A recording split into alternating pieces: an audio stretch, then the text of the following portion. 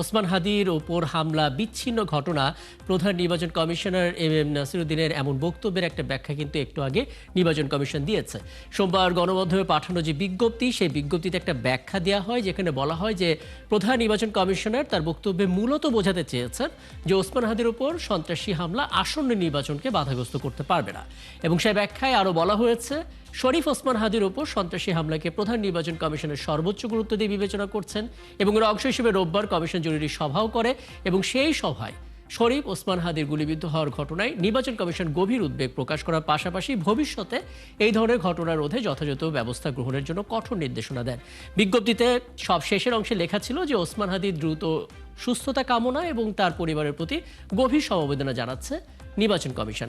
আমরা পুরো বিষয়টি নিয়ে আলাপে যেতে চাই। আমাদের সঙ্গে আছেন বাংলাদেশ নির্বাচন কমিশনের সাবেক ভারপ্রাপ্ত সচিব ডক্টর মোহাম্মদ জকরিয়া এবং আছেন কিশোরগঞ্জ বিশ্ববিদ্যালয়ের প্রভিসি রাজনৈতিক বিশ্লেষক অধ্যাপক ডক্টর মোহাম্মদ শফিকুল ইসলাম। আপনাদের দুজনকেই স্বাগত জানাচ্ছি, অনেক ধন্যবাদ জানাচ্ছি আমাকে সময়টা দেওয়ার জন্য। ডক্টর মোহাম্মদ জকরিয়া, আপনাকে দিয়ে আলাপটা শুরু করি। আপনি দেখলেন প্রধান নির্বাচন কমিশনের যে বক্তব্যটা দিয়েছিলেন সেখানে তিনি স্পষ্ট করে বলছিলেন, আমরা মনে করি ওসমান হাদির উপর এই হামলার ঘটনা একটা বিচ্ছিন্ন ঘটনা। আহসানুল্লাহ মাস্টারের রেফারেন্স তিনি এনেছেন এবং আমরা দেখতে পেলাম যে আজকে সারাদিনই এই বক্তব্যটা নিয়ে সমালোচনা হয়েছে। অনেকে বলছেন বক্তব্যটাকে উইথড্র করতে, কিন্তু আমরা দেখলাম সেটা উইথড্র না হয়ে সেখানে এসেছে একটা ব্যাখ্যা যে কেন তিনি এই কথাটা বলেছেন। আপনার কাছে কি ব্যাখ্যাটা সন্তোষজনক মনে হচ্ছে? হ্যাঁ, বাংলাদেশের যত নির্বাচনই হয়েছে 1973 সাল থেকে এ পর্যন্ত এটা ত্রয়োদশ নির্বাচন, আসন্ন নির্বাচন, যেটা 2026-এর ফেব্রুয়ারিতে অনুষ্ঠিত হবে। প্রত্যেকটা নির্বাচনেই যে সমস্ত নির্বাচন মোটামুটি একটা অংশগ্রহণমূলক হয়েছিল, সবগুলো নির্বাচনের এই ক্ষেত্রে এ ধরনের দুই একটা বিচ্ছিন্ন ঘটনা হয়ে থাকে। সেটা মাননীয় প্রধান নির্বাচন কমিশনারের যে বক্তব্য ওখানেই ফুটে উঠেছে। তবে হাদির যে ঘটনা এবং একই সাথে আরো একটা ঘটনা এবারের নির্বাচনে যেটা তফসিল ঘোষণার আগে হয়েছে, সেটা চট্টগ্রাম 8, ঢাকা 8-এ যেটা হলো, চট্টগ্রাম 8-এও একই ধরনের ঘটনা ঘটেছে। যেটা এরশাদুল্লাহ, উনিও প্রার্থী, বর্তমানে একটা বৃহৎ দলের প্রার্থী, তারও এই ধরনের একটা আহত হওয়ার ঘটনা ঘটেছে। সুতরাং এই ধরনের ঘটনা যাতে না ঘটে সেই প্রিকশন আমাদেরকে নিতে হবে। এখন যেহেতু এই ধরনের ঘটনা আমাদের চোখের সামনে এসছে, আমাদের এখন ঘটতে যাচ্ছে, এই ধরনের বিষয়গুলো যাতে না হয় এবং আইন শৃঙ্খলা রক্ষাকারী বাহিনী প্লাস বিভিন্ন এজেন্সি এটা আরো কঠোরভাবে যাতে এই বিষয়টার দিকে লুক আফটার করে, সেটা নির্বাচন কমিশনকে সবাইকে জানান দিতে হবে আমার মনে হয়। তারপর আছে আরো, আমি আগেও উল্লেখ করেছিলাম, এবারের নির্বাচনে একটা বিষয় আমাদেরকে মনে রাখতে হবে যে এটা 2024 সালের যে জুলাই অগাস্টের যে বিপ্লব, এই বিপ্লবের পরে গত 16 বছর ধরে বহু যেগুলা আসলে আগ্নেয়াস্ত্র পাওয়ার লোকজন নয়, এই ধরনের লোকজনের হাতেও লাইসেন্স দেওয়া হয়েছে এবং অনেক লাইসেন্স। আমি আসলে এই যে অস্ত্রের ব্যাপারটা নিয়ে আসতাম, এটাও আমার হাতে আছে, এটা নিয়ে আলাদা করে একটু কথা বলবো আপনার সঙ্গে। আমি কেবল প্রধান নির্বাচন কমিশনের বক্তব্যের একটা বিশ্লেষণ একটু জানার চেষ্টা করছিলাম এবং আপনি আপনার দিক থেকে চমৎকার করে ব্যাখ্যা দিলেন। আমি একটু অধ্যাপক ডক্টর মোহাম্মদ শফিকুল ইসলাম, আপনার মতামত জানতে চাই। দেখুন, বিচ্ছিন্ন ঘটনা এই শব্দটা আসলে আমাদের রাজনৈতিক দল থেকে শুরু করে আমলা পর্যায়ে অনেকেই ব্যবহার করেন এবং কোনো একটা ঘটনাকে যদি আমরা বলি বিচ্ছিন্ন ঘটনা, তখন ঘটনাটা অনেকটা যেন হালকা হয়ে যায়, এরকম একটা মানে ন্যারেটিভ প্রচলিত আছে আমাদের সমাজে। এই সমস্ত ঘটনার ক্ষেত্রে বিচ্ছিন্ন ঘটনা বললে ব্যাপারটা আরো পরবর্তী ঘটনাটাকে উস্কে দেয় কিনা, মানে আপনার মতামতটা আসলে জানতে চাই। ধন্যবাদ। আপনি ঠিকই বলেছেন, বিচ্ছিন্ন ঘটনা বললে আসলে সেটা হালকা হয়ে যায়। আমরা দেখছি যে এই শরীফ ওসমান হাদির এই ঘটনাটা সুপরিকল্পিত। যারা নির্বাচনের বাইরে আছে, বিশেষ করে মানবতা বিরোধী অপরাধের জন্য এবং গুমের যাদের জড়িত কারণে যাদের রাজনৈতিক কার্যক্রম নিষিদ্ধ এবং তারা নির্বাচনে অংশগ্রহণ করতে পারছে না, বা যারা নির্বাচনকে অস্থিতিশীল করলে এবং নির্বাচনের পরিবেশকে প্রশ্নবিদ্ধ করলে তাদের জন্য সুবিধা হয়, তাদেরই কর্মকাণ্ড হতে পারে এবং তারা পরিকল্পিতভাবে এটা করতে পারে। আমি মনে করি যে এটা পরিকল্পিত ঘটনা, এটা কোনো বিচ্ছিন্ন ঘটনা না। হয়তো প্রধান নির্বাচন কমিশনার এখন যে ব্যাখ্যাটা দিয়েছেন সেটা যথার্থ হতে পারে, কিন্তু এর আগে হয়তো তিনি কোন দৃষ্টিকোণ থেকে ব্যাখ্যা দিয়েছেন আমি জানি না। তবে ওসমান হাদি ইনকলাব মঞ্চের মুখপাত্র, এবং উনি হচ্ছে বাংলাদেশের প্রতি যারা অগ্রাসন করছে, বিশেষ করে প্রতিবেশী একটি রাষ্ট্রের অগ্রাসন বিরোধী যে বক্তব্যগুলো দিয়েছেন, এবং তিনি বক্তব্য দিয়েছেন এবং তরুণদের তিনি মুখপাত্র, এবং জুলাই গণ অভ্যুত্থানের সময় তিনি একজন সমন্বয়ক ছিলেন এবং সম্মুখসারী একজন নেতা ছিলেন, তরুণ নেতা ছিলেন। সুতরাং তার উপর যে হামলা সেটা একটা পরিকল্পিত হামলা, এবং সেটাকে নির্বাচনের পরিবেশকে প্রশ্নবিদ্ধ করার জন্য, একটা অস্থিতিশীল পরিবেশ সৃষ্টি করার জন্য এবং নির্বাচনকে বাধাগ্রস্ত করার জন্যই হামলা করেছে। সুতরাং আমি মনে করি যে এই ধরনের ঘটনাকে কোনোভাবে হালকাভাবে দেখার সুযোগ নাই। এর বিরুদ্ধে যথাযথ ব্যবস্থা গ্রহণ করা দরকার, এবং যারা এর সাথে জড়িত তাদের বিরুদ্ধে তাদেরকে গ্রেপ্তার করা এবং তাদের শাস্তির আওতায় আনা, আইনের আওতায় আনা প্রয়োজন। চমৎকার। সিইসির আরেকটা বক্তব্য আছে, যেটা এখন আমরা আসলে আমাদের টিভি স্কুলে সেটা দেখাচ্ছি, যে নির্বাচন নিয়ে কোনো শঙ্কা নেই, এটা খোদ সিইসি বলেছেন।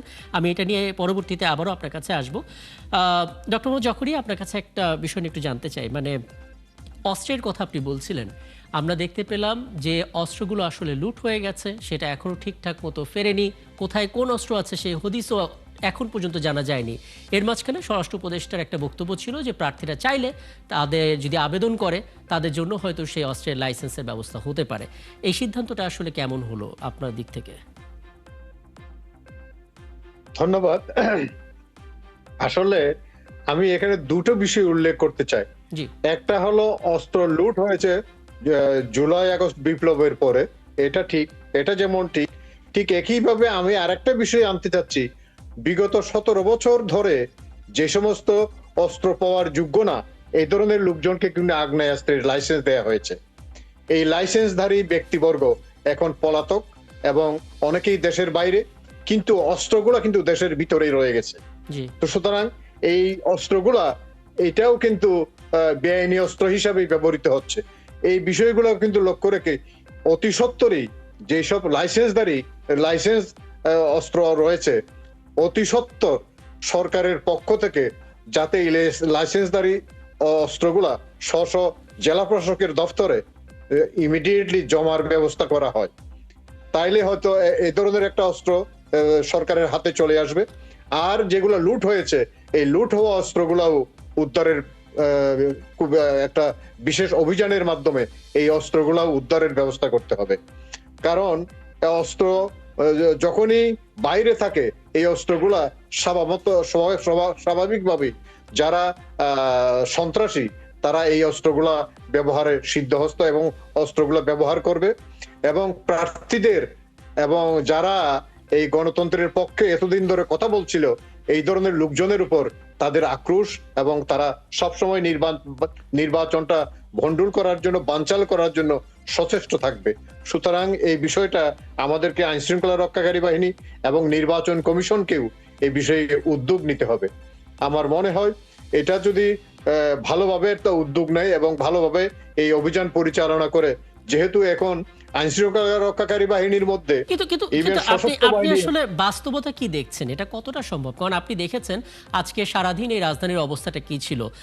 একদল যাচ্ছে সচিবালয় অভিমুখে, আবার কখনো আমরা দেখেছি কিছু হলেই যমুনা অভিমুখে যাত্রা শুরু করে দেয়। নানা আন্দোলনে সবাই মাঠে আছে। তাদেরকে ট্যাকেল করবে নাকি সুষ্ঠু নির্বাচনের জন্য যারা আসলে এই জাতীয় ঘটনাগুলো ঘটাচ্ছে, ওসমান হাদির উপর হামলা টাইপের, তাদের পিছনে আসলে সময় দিবে নাকি অবৈধ অস্ত্র আনবে? আমাদের মাথায় রাখতে হবে এটা কোনো নির্বাচিত সরকার না, এটা একটা ইন্টার্ম গভর্নমেন্ট।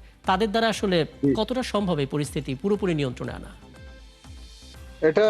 এটা তো আমরা সব সময় দেখেছি, যেমন 1991 সালে এই ধরনের গভর্নমেন্ট, এই ধরনের সরকার, এগুলো সাময়িক সময়ের জন্যই থাকে। যেমন 1991 সালে জাসির শাহাবুদ্দিন সাহেবের সময়ে, তারপরে জাসির হাবিবুর রহমান সাহেবের সময়ে, তারপরে এরপরে জাসির লতিফুর রহমান সাহেবের সময়ে, তারপরে এরপরে 2008-এও ফখরুদ্দিন সাহেবের আমলে, এই সমস্ত খুব স্বল্প সময়ের জন্য এই সব সরকারগুলা ইয়ে করে এবং খুব সাফিসিয়েন্টলি এটা ট্যাকেল করতে হয়। এই ট্যাকেল করে এবং নির্বাচনের যত দিন গণিয়ে আসবে এবং যত মনোনয়নপত্র দাখিল যখন হয়ে যাবে তখন সবাই কিন্তু মনোনিবেশ করবে নির্বাচনের দিকে।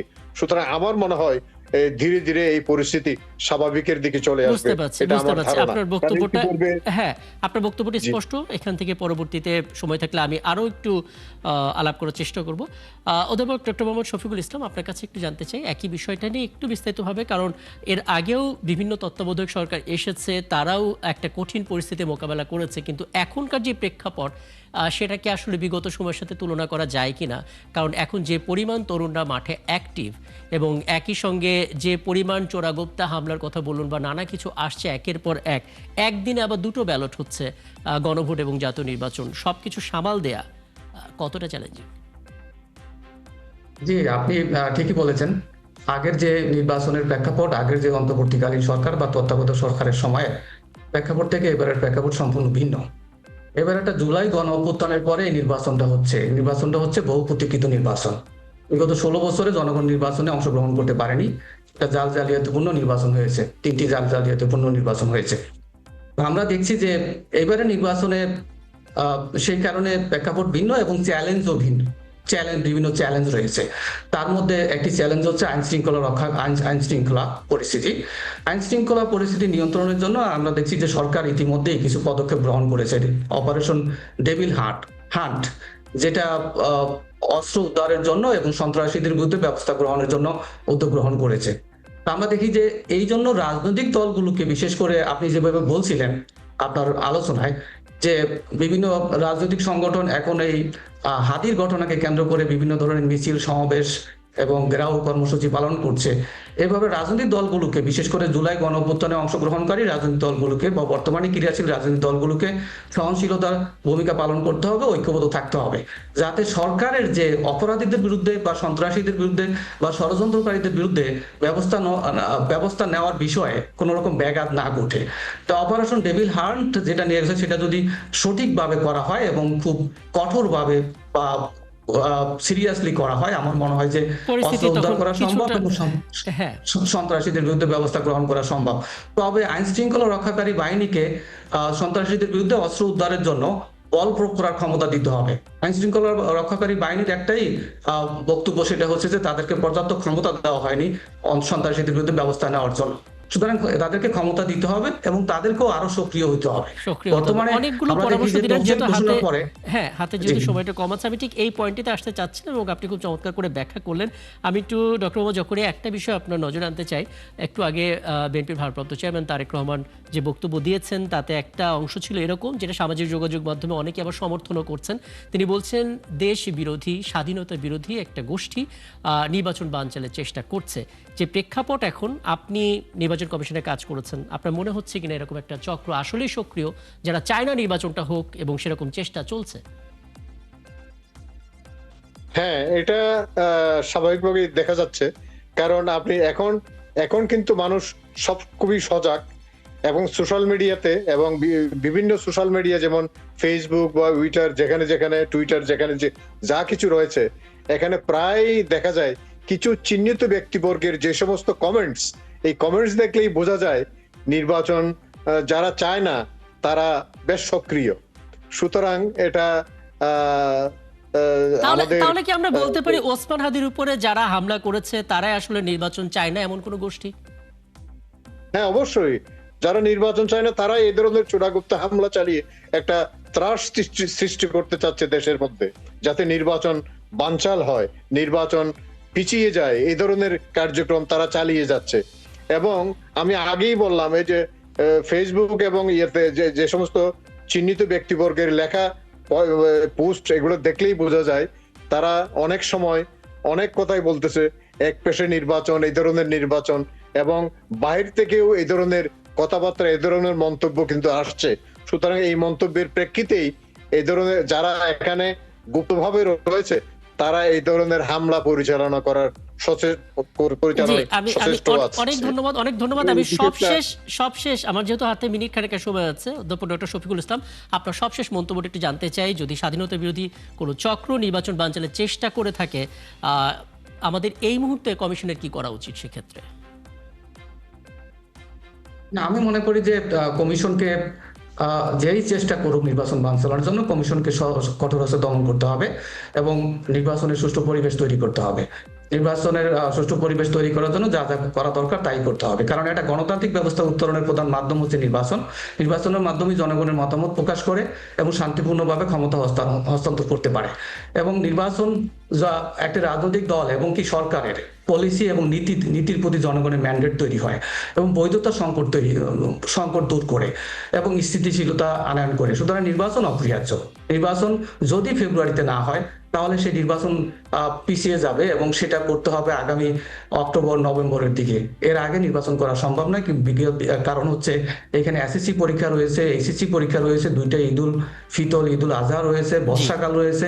সুতরাং নির্বাচন অক্টোবর বা নভেম্বরের আগে নির্বাচন করা সম্ভব না। সেই কারণে ফেব্রুয়ারি হচ্ছে নির্বাচনের উপযুক্ত সময়। উপযুক্ত সময়। অনেক ধন্যবাদ আপনি দুজনকে, এবং সত্যি ইচ্ছা করছিল আরো আলাপটা দীর্ঘ করতে। সময়টা যেহেতু একেবারে সীমিত, নিশ্চয়ই কোনো সামনে আয়োজন আবারও কথা হবে এবং আরো বিস্তারিত আলাপ করার সুযোগ হবে। অনেক ধন্যবাদ আমাকে সময়টা দেওয়ার জন্য।